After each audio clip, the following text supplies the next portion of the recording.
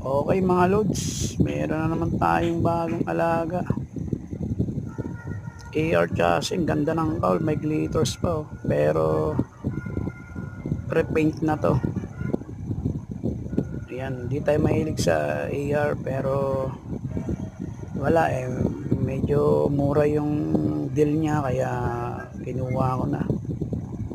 Hindi natin kayang bumili ng mga bago kasi mahal. Kumukuha tayo yung mga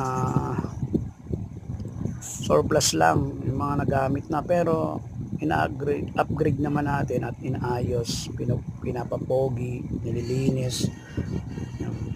At least hindi ganong kalaki kung bibili ka ng isang auto 800, napakamahal.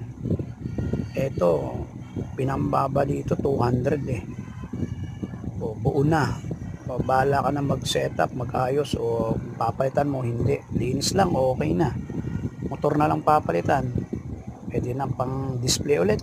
Sige mga lods, next video na lang ulit. Thank you.